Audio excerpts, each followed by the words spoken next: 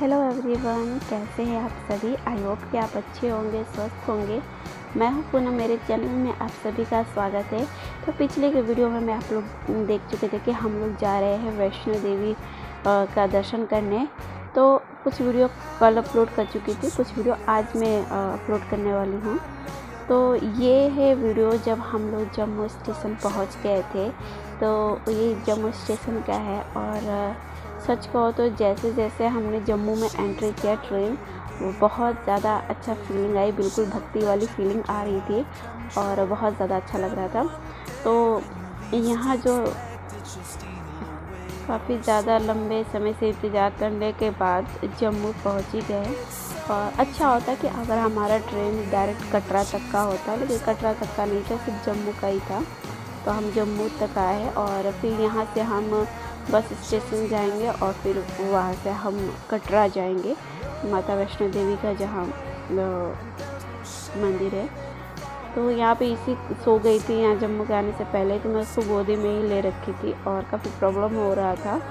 तो फाइनली हम किसी तरह से निकले और फिर बस ले लिया और फिर बस में बैठ गए।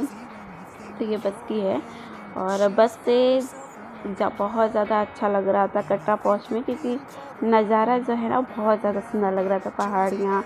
और इसी को भी मज़ा आ रहे थे क्योंकि रास्ते भर में सिर्फ मंकी ही दिख रहे थे और बहुत सारे लोग ना मंकी को खाना भी मतलब डालते जा रहे थे, काजू बादाम मूंगफली, जिसके पास जो था बिस्किट कोई नमकीन, तो अपना डालता जा रहा था जहाँ जहाँ मंकी दिख रहे थे।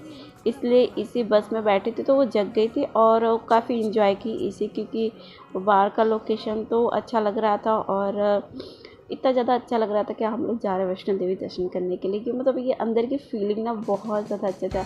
और जो पहाड़ दिख रही है ना माता वैष्णो देवी की, जब वो दिखा ना तो और भी बहुत ज़्यादा खुशी मिल रही थी। इतना सारे लोग बस में बैठे थे ना, वो भी इतना खुश हो रहे थे और गाना गाते हुए, माता जी का नारा लगाते हुए, भक्ति गाना गाते हुए, भजन करते हुए चले जा रहे थे। इसलिए ना कटरा पहुंचने में दिक्कत बिल्कुल ही हो। हालांकि हम लोग काफ़ी थक गए थे और रेस्ट चाहिए था। 1:30 बजे हमारी बस जम्मू स्टेशन पे पहुंचा दी थी, 2 बजे। फिर हमने 3 बजे बस लिया और निकले और धीरे धीरे शाम हो गए, शाम के 6 बज गए हैं बिल्कुल। लेकिन जो नज़ारा दिख रहा था ना वैष्णो देवी के पहाड़ के, तो बहुत खूबसूरत लग रहा था, बहुत ज़्यादा खूबसूरत लग रहा था और बहुत ज़्यादा अच्छा भी लग रहा था। तो जब हम बस से उतर गए तो उसके बाद हमने होटल ढूंढना स्टार्ट कर दिया। वैसे तो बहुत ज़्यादा धर्मशालाएँ भी हैं, अच्छे अच्छे भी होटल है और अपने रेंट के हिसाब से सब है। लेकिन हमारा पहले से प्लान था कि हम होटल में रुकेंगे, और क्योंकि ईशी के पापा बहुत ज़्यादा हाइजीनिक का ख्याल रखते हैं, तो उनको ये रहता कि मैं ऐसी जगह पे ही रहूँगा, अच्छी जगह पे ही रहूँगा।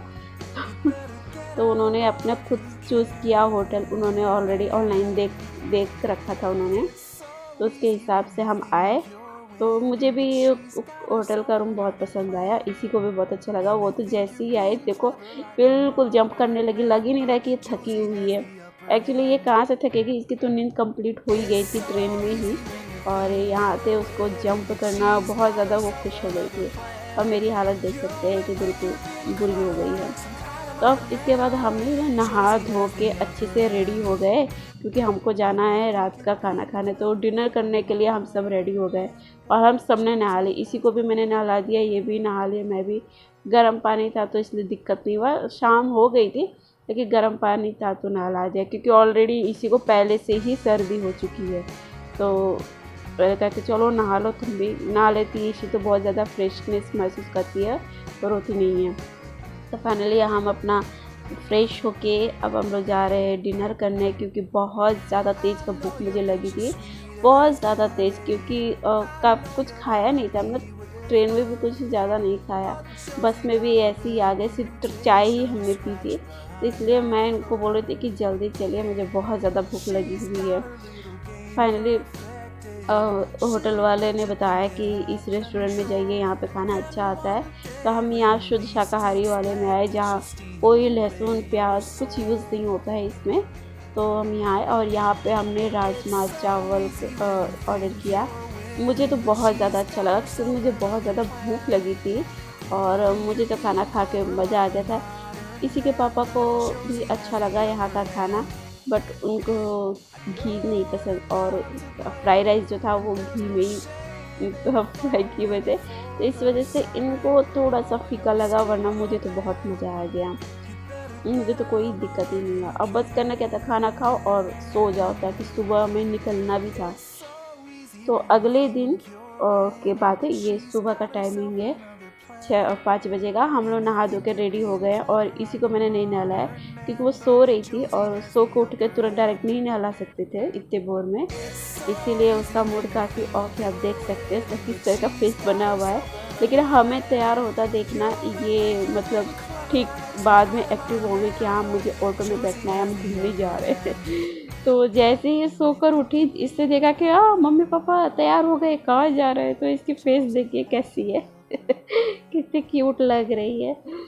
तो ये हमने इसको जगाया भी नहीं, मैं तो सिर्फ इसको मोजे पहना रही थी ना, तो इसकी नींद खुल गई। बाकी तो हमने उसको रात को यही कपड़े पहनाए थे। मैंने कहा कि चलो सुबह, मैं रात पे ही सोच रखी थी कि इसको नहीं नहलाना है, इसलिए मैं इसको ऐसे पूरे कपड़े पहना के ही सुलाई थी। रात को नहा ही चुकी थी। तो आप देख सकते हैं कि वो जो लाइटिंग दिख रही है ना, वो वैष्णो देवी का जो चढ़ाई है ना, वो है वो, और हमें वहाँ तक पहुँचना है। तो हम अभी पैदल ही निकले हैं ऑटो के लिए। फिर हम ऑटो लिए और फिर कटरा तक पहुँचे। जैसे ही ऑटो से उतरे, पर्ची दिखाई और अंदर एंट्री किए मेन कटरा में, आप देख सकते हैं कि जितने भी घोड़े वाले, पालकी वाले और स्ट्रॉलर वाले होते, सबने आके इनको घेर दिया। सच में इतनी भीड़, सब बोले घोड़ा ले लो, घोड़ा ले लो, पालकी ले लो, ये कर लो, ज़बरदस्ती का मतलब कि इतना घेर रखे थे। जितना आगे बढ़ो उतना ही पीछे पड़े जा रहे थे। तो इन्होंने क्या किया कि मुझे एक तरफ छोड़ के और घोड़ा करने चले गए, और इनको घोड़ा लाने में काफ़ी ज़्यादा टाइम लग गया। तो मैं अपना बैठ के यहाँ पे सब सामान देखने लगी, ख़रीदारी करने लगी, और इनको ना घोड़ा करने में इतना टाइम लगा कि मैं इनका इंतज़ार करते करते इतना थक गई कि मेरे आँख में आंसू आ गए। मुझे लगा कि यार यहाँ तो फ़ोन, जम्मू में हम दोनों का फ़ोन बंद हो गया था, चल नहीं रहा है, ये मुझे दूर दूर से कहीं दिख नहीं रहे हैं। इतना समय लग गया, क्या कर रहे क्या नहीं कर रहे, इतने भीड़ भी है, वो मुझे ढूंढ पाएंगे कि नहीं ढूंढ पाएंगे, और मैं इस चक्कर मेरे आँख में आंसू भरा है। तो वहाँ के जो एक लोग थे, जो घोड़ा वाला, उन्होंने देखा तो वो बोला कि अरे मैडम, आपके हस्बैंड अभी पट्टी वट्टी कटा के लाएंगे, आ जाएंगे थोड़ी देर में, आप टेंशन ना लो। तब जाकर मुझे सुकून मिला, और उसके बाद थोड़ी देर में ये घोड़ा लेकर आ गए। एंड फाइनली हम घोड़ा से ही जाने वाले थे, क्योंकि फ़िलहाल मैं अभी पैदल जाने के लिए तैयार नहीं थी। हम ऑलरेडी 2 दिन का सफ़र करके काफ़ी पहले से ही थक चुके थे, और पैदल जाएंगे तो बहुत ज़्यादा बीमार पड़ जाऊंगी, इसलिए हम लोगों ने घोड़ा कर लिया। क्योंकि पैदल जाने की तो हिम्मत है नहीं, और जब माता रानी जाएंगे तो पैदल भी चले दर्शन कर लेंगे तभी, उसमें क्या है। तो फ़िलहाल इस बार हम लोगों ने घोड़ा कर लिया, और एक घोड़ा उनके लिए, एक घोड़ा मेरे लिए, और फिर माता रानी का नाम लेते हुए हम लोग ऊपर चल दिए। और सच में बहुत ज़्यादा अच्छी फीलिंग आ रही थी, क्योंकि मैं फ़र्स्ट टाइम आई हूँ वैष्णो देवी माता का दर्शन करने, तो काफ़ी ज़्यादा अच्छी फील हो रही थी। घोड़ा पे भी बैठ के इतना लंबा सफ़र करना, ये भी काफ़ी ज़्यादा हमारे लिए अलग था, क्योंकि वो भी घोड़े पे नहीं बैठे थे, मैं भी नहीं बैठी थी, तो इसलिए घोड़े पे बैठने में अच्छा लग रहा था। तो अब हम लोग जा रहे हैं माता रानी का दर्शन करने, और बहुत ज़्यादा अच्छा नज़ारा है। सुबह का भी टाइमिंग है, तो हल्की फुल्की ठंड थी, इसलिए हम पूरे स्वेटर वोटर पहन रखे हैं, क्योंकि पहाड़ी पे थोड़ा ठंडी हवा भी चल रही थी, तो इसलिए मैं तो स्वेटर वोटर पहन ली। इसी को भी मैंने जैकेट डाल दी है। जैकेट नहीं पहन रही थी, बहुत रो रही थी, और जब घोड़े पे बैठना उठना हुआ ना, तो फिर वो तैयार हो गई, इसलिए हम सब रेडी होकर अपना चल रहे हैं। और जो लोग पैदल जाते हैं ना, सच में उनके अंदर बहुत हिम्मत है। कहते हैं ना, भक्ति में शक्ति, बस वही बात है। भक्ति में इतना शक्ति है कि लोग पैदल होते ऊपर जाते, चढ़ाई करते, दर्शन करते हैं, और फिर पैदल ही आते हैं। तो फाइनली मेरा आगे का सफ़र कैसा रहेगा, इसे देखने के लिए आप जुड़े रहिएगा मुझसे, और मैं बहुत जल्द ही इसका अगला नेक्स्ट वीडियो लेकर आऊँगी, जिसमें आप लोग भी दर्शन कर पाएंगे माता रानी का। तब तक चलते हैं, टाटा बाय बाय, जय माता दी।